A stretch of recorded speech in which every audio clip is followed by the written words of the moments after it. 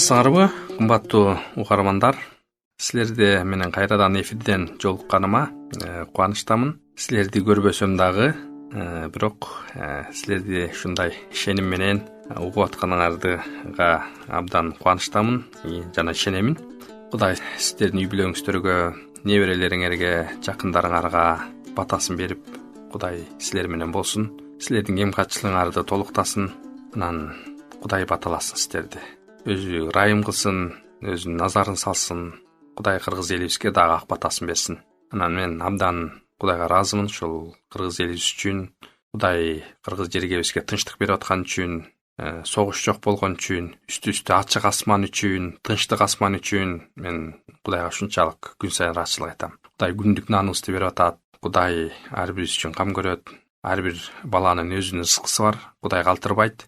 Жер айдолоруна деги эле быйылкы түшүмгө, жаанга, күн үчүн Кудай өз учурунда күнүн берип, өзүнө жанын берип, суусун берип, Кудай ушул жылыда бизди түшүмдүү кылсын деп, элде болсо бизде болот. Анан бул ушул жаз айында Кудай баталасын. Анткени бул баарыбыздын мукташтыгыбыз. Ошого азыр жаз айына даярданып аткан үчүн мен сиздерди ошо алдын ала ошол жүрөгүмдөгү ушундай мукташтыкты айткым келет. Ошол үчүн бири-бирибиз үчүн сыйынып, дагы да Кыргызстаныбыз үчүн сыйынып туралы. Кудай батасын берсин. Сиздер менен чогуу туугандар, достор, мен Дөөттүн забурунан бөлүшкүм келет. Менин колумда ыйык китеп турат. Ыйык китептин ичинде 3 китеп бар: Тоорат, Забур, Инжил. Анан сиздер менен чогуу мен ушул забурдан бөлүшкүм келип турат. Ошол аяттарды окуп, анан Дөөттүн 70-забурун окуйбуз. Бул жерде Дөөт падышанын абалы, анткени бул күнөө кылгандан кийинки абалы бул забур.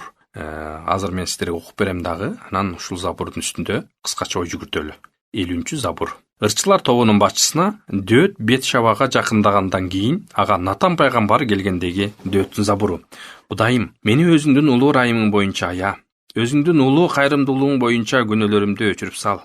Күнөөлөрүм тазаргыча жууп, кылмышымдан тазала. Анткени мен күнөөлөрүмдү мойнума алам.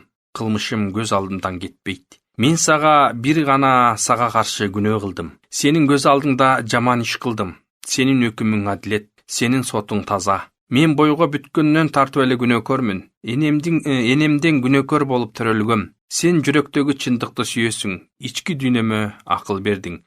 Мага иссоп менен кан чач, ошондо таза болом. Мени жуу, ошондо кардан ак болом. Мага кубаныч менен шаттыктын үнүн угуз, ошондо сен талкаланган сөөктөрүм сүйүнөт. Күнөөлөрүмдөн жүзүңдү бур, менин кылмыштарымдын баарын өчүр.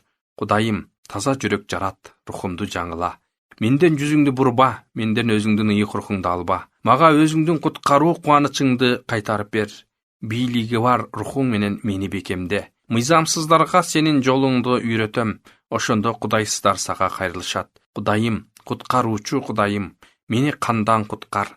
Менин тилим сенин адилеттигиңди даңазалайт. Теңир, менин оозумду ач. Ошондо менин оозум сенин даңкыңды жар салат. Анткени сен курмандыкты каалабайсың. Мен аны берер элем. Бүтүндөй өртөлүүчү курмандыкты жактырбайсың. Чын жүрөктөн өкүнүү, Кудай алдында курмандык. Сен өкүнүп моюн сунган жүрөктү жек көрбөйсүң. Өз ырайың менен Сионго ырайым кыл. Иерусалим дубалдарын кайра тургуз. Ошондо адилеттик курмандыктар, тартуулар, бүтүндөй өртөлүүчү курмандыктар сага жагымдуу болот. Ошондо сенин курмандык чалынчу жайыңда букачарларды курмандыкка чалышат.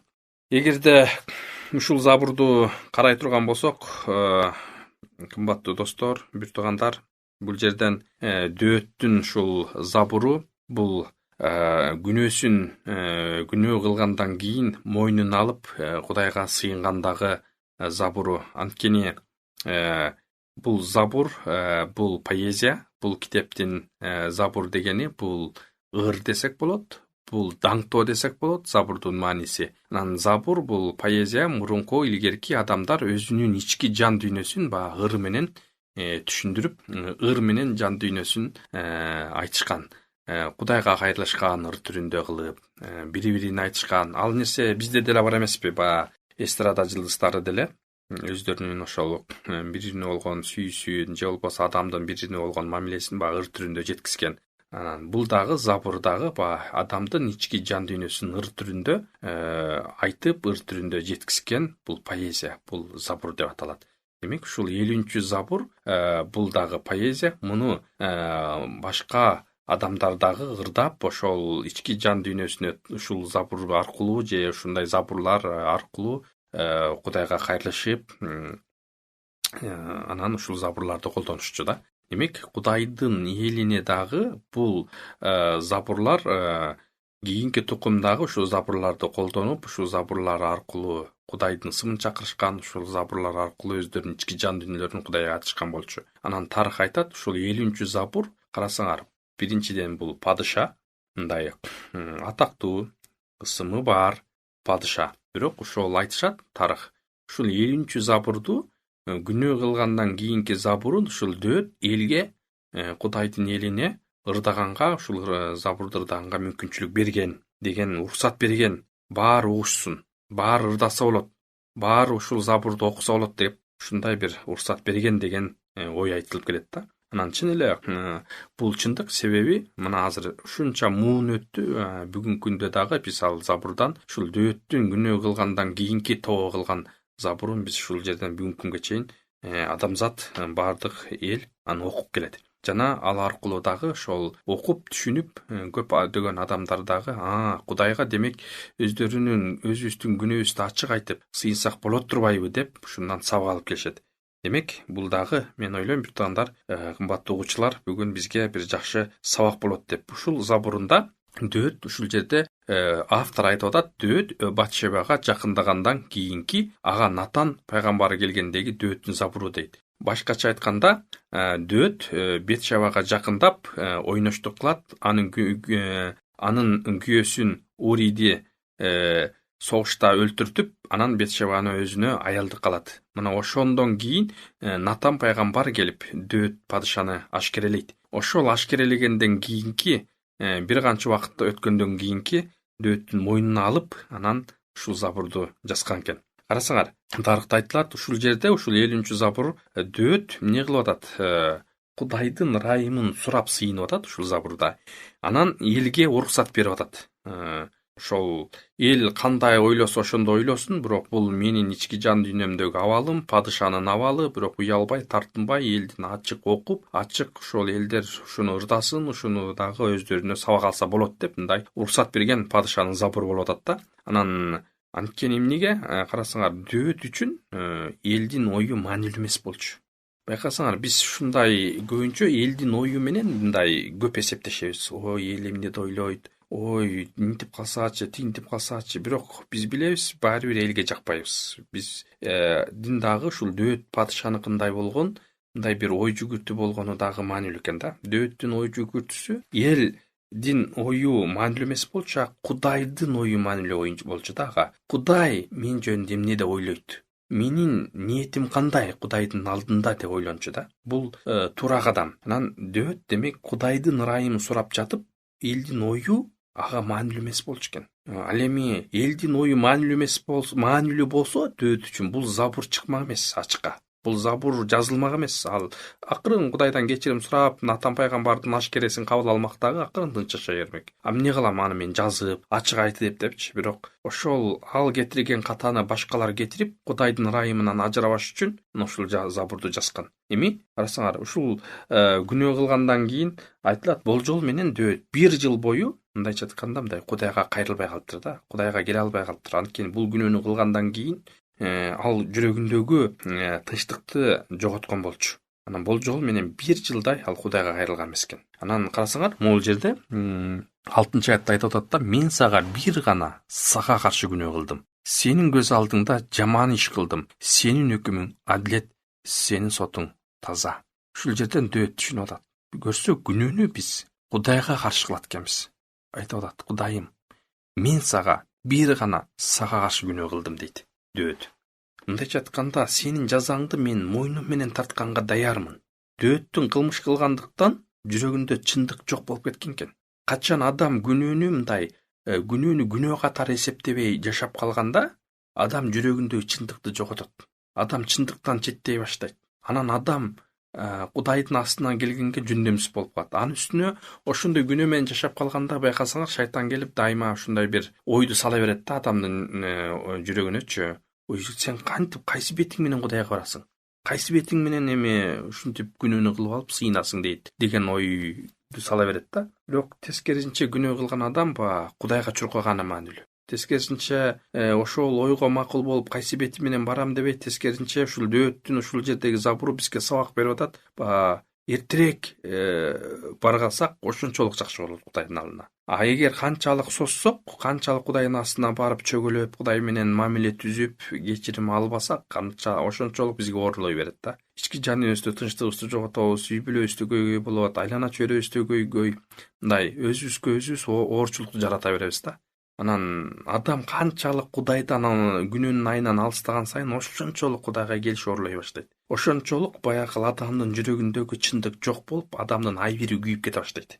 Ал эми тобо кылуу дагы бул Кудайдан. Карасаңар, дөөттүн жүрөгүнө Кудай акыл бербесе, балким ал өлүмгө кетмек. Жанагы сен ташты канча сууга кыргытасың, көлчүккө ташты кыргытсаң, таш эмне болуп кетет? Чөгүп кетет да. Ал кичинекей таш болобу, чоң таш болобу, сен аны кыргытсаң, ал чөгүп кетет. Суу ылдый өзүнө тартат. Так ошол сыяктуу күнөө чоңбу, кичинекейби, ал ылдый көздөй тартат, ал тосокту көздөй тартат. Адам ал күнөөсүнөн кечирим алмайынча, күнөөсү акталмайынча, ал адам ылдый көздөй кете берет. Анын жашоосу төмөндөй берет. Демек, тобо кылуу бул Кудайдын белеги. Адамдын жүрөгүнө Кудай сүйлөсө, ал өз учурунда тобо кылганы, өз учурунда сыйынганы, өз учурунда Кудайга келген абдан маанилүү. Тобо кылуу дагы демек бул Кудайдан. Көбүнчө адамдар ойлошот, мен өлөрдө деле тобо кыла алам, бирок биз өлөрүбүздү билбейбиз да. Ошондуктан Кудай бизге сүйлөп, балам, кызым, тобо кылышың керек. Сен күнөөкөрсүң. Сен акталышың керек деп бизге сүйлөсө, Кудайдын сөзү аркылуу, жана азыркы ушул радио аркылуу, анда биздин моюн сунганыбыз өтө маанилүү. Эгерде чындыкты билбей жаткан болсо, Кудайым, мен чындыкты тапкым келет, чындыкка менен жашагым келет, өзүңдүн чындыгыңды ачып берчи Кудайым деп, биз өзүбүздүн эне тилибизде сыйына турган болсок, Кудай ачып берет. Кудай сизге жакын. Кудайдын сөзү айтат: "Мага келген адамды мен кубалабайм" дейт Иса куткаруучу. Анткени Кудай сизди табыш үчүн, жоголгонду издеп табыш үчүн, жоголгонду куткарыш үчүн өзүнүн уулу Иса куткаруучун жерге жиберген. Иса куткаруучу ал күнөөкөрлөрдү издейт. Иса куткаруучу өзү айткан, дарыгер ал соо адамдарга эмес, оорлуу адамдарга керек деп айткан. Иса өзү айтат: "Мага келген адамды мен кубалабайм". Эгерде сиздин жүрөгүңүздө тынчтык жок болсо, эгерде сиздин жүрөгүңүздө кайсы бир күнөө кыйнап жаткан болсо, анда Иса куткаруучу аркылуу Кудайга тезирээк келиңиз. Кудайга келиңиз да айтыңыз: "Кудайым, мен угуп жүрөм. Иса куткаруучу аркылуу сага кайрылса болот экен. Иса куткаруучум аркылуу мен сага кайрылам. Күнөөмдү кечир. Менин жүрөгүмө тынчтык бер" деп күнөөңүздү мойнуңузга алып ачык айта турган болсок, анда Кудай бизге жардам берет. Демек, тобо кылуу бул эмне экен? Бул Кудайдын белеги экен. Кудай жүздүн жүрөккө сүйлөткөн. Дөөттүн жүрөгүнө Кудай акыл берип, аны тобо кылууга чакырганын көрөбүз. Демек, Кудай акыл бербесе, анда балким дөөт дагы ал өзүнүн күнөөсүн балким актап, ал дагы уланта бермек болуш керек. Бул жерде көрүп атабыз, бул дөөттүн тобо кылып Кудайдын астына келген сыйынуусу. Эгерде 9-аятка чейин, буга чейин карай турган болсок, 9-аятка чейин эмне кылып атат дөөт? Өзүнүн күнөөкөр экенин көрүп жатат. Ал эми 9-аяттан ылдый, ал Кудай күнөөлөрдү жууй турган бир гана ал экенин, Кудай тазаларын, ал гана күнөөлөрдү жууп, адамдын ички жан дүйнөсүн кардан ак кылаларын ал мойнуна алып жатат. Эгер сен күнөө кылсаң, бир эле жол бар экен. Кудайга баруу. Ким күнөөсүн мойнуна алып кечирим сурабаса, ал адамдан Кудай жүзүн буруп кое алат. Ал адам чындыктан алыстай берет. Учуру келгенде ал адамдан Кудай жүзүн буруп коюшу мүмкүн. Мына дөөттүн жашоосунда ушул коркунуч бар болчу. Анткени бир жыл бою бул жол менен ал Кудайга кайрылбай алган.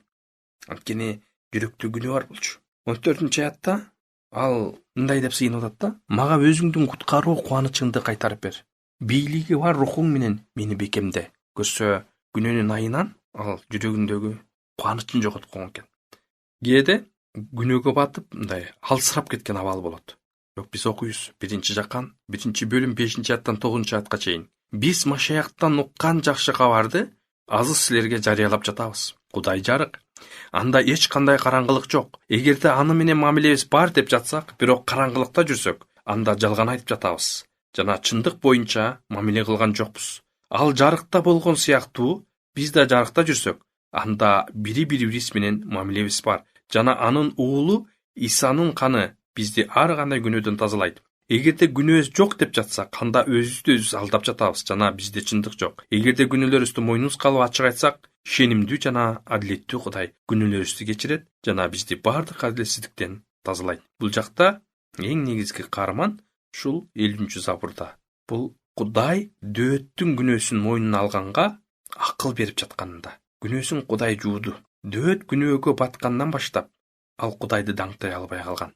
Анткени ал чындыкты биз ушул жерден көрүп атабыз да. Теңир менин оозумдач, ошондо менин оозум сенин даңкыңды жар салат дейт 17-аятта. 50-забур 17-аятта. Теңир менин оозумдач, ошондо менин оозум сенин даңкыңды жар салат. Көрсө, дөөт ал күнөөнүн айынан эмне кыла албай калган? Ал Кудайды даңктай албай калган. Көрсө, күнөө менен жашап калганда биз оозубуз менен дагы Кудайды даңктай албай калат экенбиз. Адам эгер оозу менен Кудайды даңктай албай калып атса, анда анын иштери дагы Кудайга жагымсыз болуп калат. Ал Кудайга эмес, ал өзүнө да жагымсыз болуп калат кылаткан иштери. Ал эми чын жүрөктөн өкүнүү, эгерде 19-аятты окуй турган болсок, чын жүрөктөн өкүнүү Кудай алдында курмандык. Сен өкүнүп моюн сунган жүрөктү жек көрбөйсүң. Бул жерде ал айтып атат, эгерде менин күнөөлөрүм, Кудайым, кайсы бир жакшы сооп иштер менен же жакшы бир курмандыктарды алып келүү менен жуула турган болсо, мен аны көп алып келмекмин дейт. Бирок сен ал курмандыкты каалабайсың дейт. Кудай алдындагы эң чоң курмандыкты дөөт ушул жерде баса белгилеп атат. Кудай алдындагы адамдын эң чоң кыла турган жакшылыгы бул эмне экен? Бул чын жүрөктөн Кудай алдында өкүнүү экен. Тобогулу бул Кудайдын алдына келип чын жүрөктөн өкүнүү экен. Демек, биздин сооп иштерибиз, биздин жакшы иштерибиз бизди актабайт экен күнөөбүздөн. Биздин чын жүрөктөн болгон өкүнүү бул тобогул экен. Ошол нерсе актайт экен бизди. Кудай кечиргенди, Кудай ырайымдуулукту ал жакшы көргөн Кудай. Кудай ал адамды, келген адамды кубалабай, аганын күнөөсүн кечирип, ага тынчтык бергиси келген Кудай. Бул Кудайдын мүнөзү бир туугандар.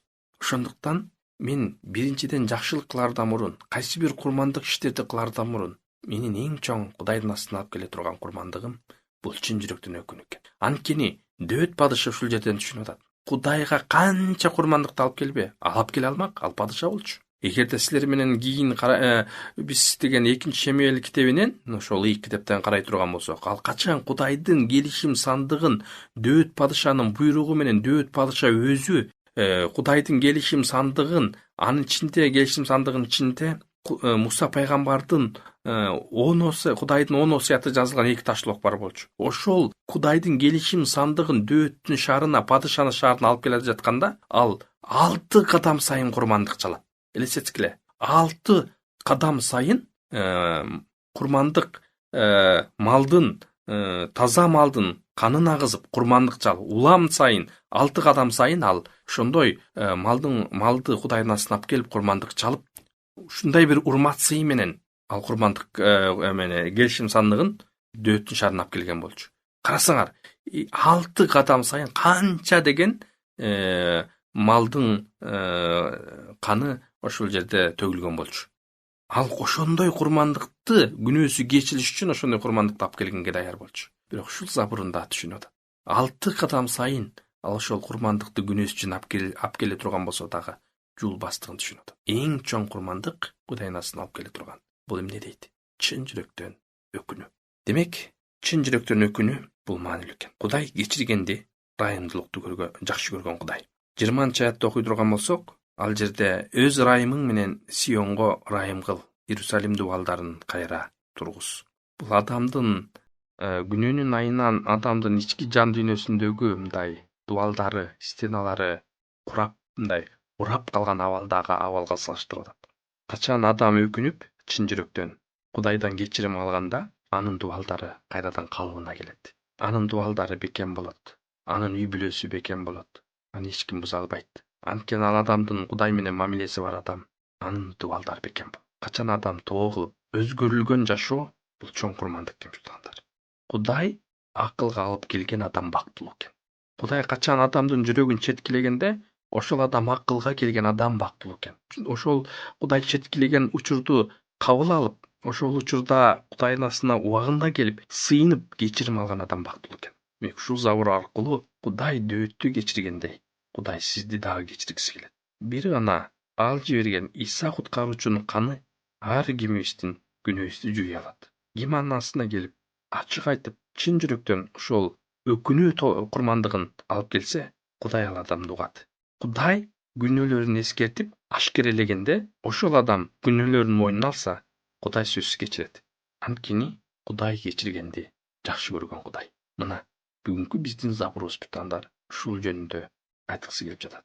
Кудай ар бизге бүгүн дагы да акыл берсин. Эгерде Кудай биздин жүрөгүбүзгө сүйлөп жаткан болсо, анда кайсы жерде болбогуңуз, ошол жерден Кудайдын астына кайрылсак, Иса куткаруучу аркылуу келип өзүбүздүн эне тилибизде Кудайга ак абалыбызды айта турган болсок, ошол Кудай бүгүн ырайым кылганга, жоголгон издеп тапканга, бутубузга тургузганга, урап калган, кулап калган дубалыбызды калыбына келтирген Кудай. Ал ишенимдүү. Анткени ал ар бирибизди жазаласа дагы, ашкерелесе дагы, анын максаты бизди калыбыбызга келтириш үчүн кылат. Бизди талкалап, тозокко кетириш үчүн кылбайт. Кудайда андай мүнөз жок. Кудайдын мүнөзү бизди жазаласа дагы, бизди ашкерелесе дагы, бизди кайсы бир кыйынчылыкка жол берсе дагы, ал бизди калыбыбызга келтирип, бейишке татыктуу кылып, Кудайдын адамы кылыш үчүн ошондой максат менен кылат экен. Бул Кудайдын мүнөзү. Ошол Кудай ар биздин жашообузда аныкталсын.